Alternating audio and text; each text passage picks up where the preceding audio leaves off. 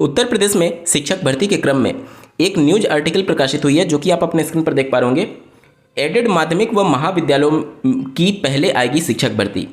इस आर्टिकल को जब आप पढ़ेंगे तो ऐसा कुछ भी आपको देखने को नहीं मिलेगा कि शिक्षक भर्ती को लेकर के बहुत तेजी से काम चल रहा है। हालांकि शिक्षा सेवा चयन आयोग की जो सचिव है उनके द्वारा समीक्षा किया गया है और अध्याचन और ई अध्याचन पोर्टल का यहाँ पर रिव्यू किया गया है और आने वाले 1 महीने में अध्याचन का प्रारूप तैयार कर लिया जाएगा, ऐसा इस आर्टिकल में लिखा गया है। आप अपने स्क्रीन पर पूरा आर्टिकल देख सकते हैं। अभी जो आपने हेडिंग देखा कि सबसे पहले माध्यमिक और महाविद्यालयों में शिक्षक भर्ती आएगी और उसी के क्रम में ये दूसरा आर्टिकल देखिए, शिक्षा सेवा चयन आयोग 1 महीने में तैयार करेगा अध्याचन का पोर्टल।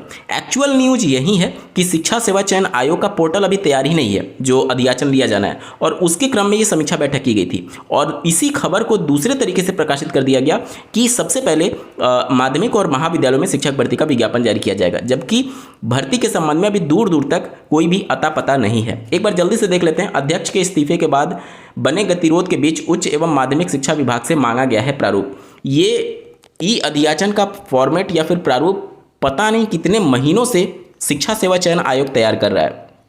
उत्तर प्रदेश में इतने बेरोजगार अभ्यर्थी बैठे हुए हैं, चाहे डीएलएड की बात कर लीजिए या फिर बीएड की बात कर लीजिए, उनको एक बार बोलिए तो सही कि मुझे प्रारूप चाहिए, वो आपको लाखों फॉर्मेट इस तरीके से बना करके दे देंगे। लेकिन शिक्षक भर्ती की कार्रवाई तेज की जाए इस तरीके से केवल बेवकूफ़ बनाने के लिए कि 4 महीने 5 महीने से अध्याचन का फॉर्मेट ही नहीं बन पा रहा है और वो भी इतने बड़े शिक्षा सेवा चयन आयोग के माध्यम से। आप सोचिए कितने बड़े बड़े आयोग को भंग करके ये आयोग का गठन किया गया, जैसे कि पीएनपी जो पहले प्राइमरी की शिक्षक भर्ती का आयोजन करता था, माध्यमिक शिक्षा सेवा चयन बोर्ड जो कि टीजीटी पीजीटी की परीक्षा का आयोजन करता था और उच्चतर शिक्षा सेवा चयन आयोग जो कि असिस्टेंट प्रोफेसर की भर्ती का एक तरीके से कंप्लीट कराता था। इन सभी को भंग करते हुए ये आयोग बनाया गया और इनसे एक प्रारूप तैयार नहीं हो पा रहा है। कितने निंदनीय विषय है ये, जिससे लाखों की संख्या में बीएड और डीएलएड बेरोजगार शिक्षक भर्ती का वेट कर रहे हैं और अभ्यर्थियों को सिर्फ और सिर्फ पिछले 6 महीने से ई अध्याचन का प्रारूप ही तैयार नहीं किया जा रहा है आयोग के माध्यम से। चलिए बढ़ते हैं अगली खबर की तरफ। जैसा कि आपको ज्ञात होगा, जीआईसी में प्रवक्ता पद के लिए जो पद विज्ञापित किए गए थे उसमें अभ्यर्थियों के द्वारा कोर्ट में एक केस फाइल किया गया था कि इस वाली भर्ती में प्रवक्ता पोस्ट के लिए बीएड को अनिवार्य ना माना जाए, क्योंकि इससे पहले जो भर्ती का विज्ञापन जारी हुआ था उसमें बीएड अनिवार्य नहीं था और अचानक से अनिवार्य करने की वजह से बहुत सारे ऐसे कैंडिडेट जो कि बीएड नहीं है वो इससे वंचित रह गए। तो अभ्यर्थियों ने ये गुहार लगाई थी कि अंतिम बार बीएड से छूट दे दी जाए, जिसके संबंध में माननीय कोर्ट में यहाँ पर हलफनामा दाखिल कर दिया है उत्तर प्रदेश लोक सेवा आयोग ने। क्या कुछ कहा कोर्ट में आयोग ने, आप देख सकते हैं। उत्तर प्रदेश लोक सेवा आयोग ने हाईकोर्ट में दाखिल किया जवाबी हलफनामा। उत्तर प्रदेश लोक सेवा आयोग ने राजकीय इंटर कॉलेज यानी कि जीआईसी प्रवक्ता भर्ती में बीएड अनिवार्यता में छूट की मांग को लेकर के इलाहाबाद हाईकोर्ट में दाखिल याचिका में जवाब दाखिल कर दिया है। आयोग ने बीएड की अनिवार्यता में छूट देने से साफ इनकार कर दिया है। याची की ओर से दाखिल याचिका में दाखिल हलफनामे में आयोग ने स्पष्ट किया है कि भर्ती प्रक्रिया राज्य सरकार की ओर से निर्धारित नियमों के अनुसार ही चलाई जा सकती है। आयोग को उसमें बदलाव करने का अधिकार नहीं है, क्योंकि आयोग जो है वो सिर्फ और सिर्फ परीक्षा कंडक्ट कराने वाली बॉडी है। जो भी नियम होगा वो राज्य सरकार बनाएगी, आयोग का ऐसा कहना है। और राज्य सरकार एनसीईटी के नियमों का पालन करती है और एनसीईटी के नियम के हिसाब से प्रवक्ता पद के लिए बीएड अनिवार्य है और उसी को अनुसरण करते हुए राज्य सरकार ने अपनी नियमावली में परिवर्तन किया और उस नियमावली के आधार पर यह प्रवक्ता की भर्ती हो रही है। चलिए बढ़ते हैं अगली खबर की तरफ। जैसा कि आपको ज्ञात होगा, माननीय सुप्रीम कोर्ट के दिनांक 1 सितंबर 2025 के जजमेंट के अनुसार सभी इन सर्विस टीचर्स को टेट पास करना अनिवार्य है। केवल उन इन सर्विस टीचर्स को राहत दी गई है जिनकी सर्विस 5 साल से कम बची हुई है, लेकिन अगर वहीं 5 साल से कम सर्विस बचे शिक्षक के द्वारा प्रमोशन का लाभ लेना चाहते हैं तो उनको भी टेट पास करना अनिवार्य हो जाएगा। इसी के क्रम में सभी राज्यों में जो शिक्षक संगठन है उनके द्वारा इसका विरोध किया जा रहा है जमीनी स्तर पर और साथ ही साथ कई राज्य सरकारों के द्वारा माननीय सुप्रीम कोर्ट में पुनर्विचार याचिका दाखिल की गई है। वहीं पर एक याचिका ऐसी भी गई है कि जो माइनॉरिटी स्कूल को राहत दी गई है टेट की अनिवार्यता से, उसको भी इसमें शामिल किया जाए, मतलब कि उन टीचर्स के लिए भी टेट अनिवार्य कर दिया जाए। हालांकि माननीय सुप्रीम कोर्ट ने इस मैटर को पहले ही लार्जर बेंच को भेज दिया है। अब देखना होगा कि माननीय सुप्रीम कोर्ट इन सभी रिव्यू पिटीशन और जो प्रेयर किया गया है कि माइनॉरिटी को भी इसमें शामिल किया जाए, वो किस तरीके से देख रहे हैं। ठीक है, चलिए एक आर्टिकल आप अपने स्क्रीन पर देख पा रहे होंगे, टीईटी अनिवार्यता के खिलाफ शिक्षकों का आंदोलन तेज। एक बार जल्दी से पढ़ लेते हैं। शिक्षक पात्रता परीक्षा अनिवार्य किए जाने के खिलाफ देश भर के शिक्षक संगठनों का आंदोलन तेज हो गया है। अखिल भारतीय प्राथमिक शिक्षक संघ के नेतृत्व में गठित अखिल भारतीय शिक्षक संघर्ष मोर्चा के तहत देश भर के सांसदों को ज्ञापन देने का अभियान जारी है।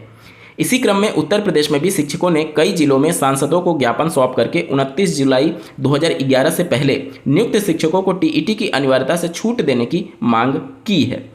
अभियान के तहत गोंडा, अयोध्या, जौनपुर जिलों में शिक्षकों ने अपने अपने सांसदों को ज्ञापन सौंपा। उत्तर प्रदेश प्राथमिक शिक्षक संघ के अध्यक्ष के द्वारा जूनियर हाई स्कूल शिक्षक संघ के प्रदेश अध्यक्ष ने बताया कि शिक्षकों की समस्याओं और अधिकारों के लिए देश के विभिन्न संगठनों को एकजुट करने के उद्देश्य से ये मोर्चा बनाया गया है। इस मंच से सभी प्रमुख शिक्षक संगठनों को जोड़ने का प्रयास किया जा रहा है। अब तक यूनाइटेड टीचर्स एसोसिएशन के अध्यक्ष, बीटीसी शिक्षक संघ के अध्यक्ष, विशिष्ट बीटीसी शिक्षक एसोसिएशन के अध्यक्ष और एससी व एसटी टीचर एसोसिएशन के प्रांतीय अध्यक्ष की सहमति प्राप्त हो चुकी है। मोर्चे की राज्य स्तरीय बैठक 15 नवंबर को होगी। मोर्चा का कहना है कि जब तक पुरानी नियुक्तियों वाले शिक्षकों को टीईटी से छूट नहीं मिल जाती, तब तक आंदोलन जारी रहेगा। अब इस पूरे मामले में देखना होगा कि माननीय सुप्रीम कोर्ट का क्या कुछ रुख होता है, क्योंकि उत्तर प्रदेश राज्य सरकार ने भी अपना रिव्यू पिटीशन फाइल किया हुआ है और साथ ही साथ तमिलनाडु राज्य सरकार ने भी रिव्यू पिटीशन फाइल किया हुआ है।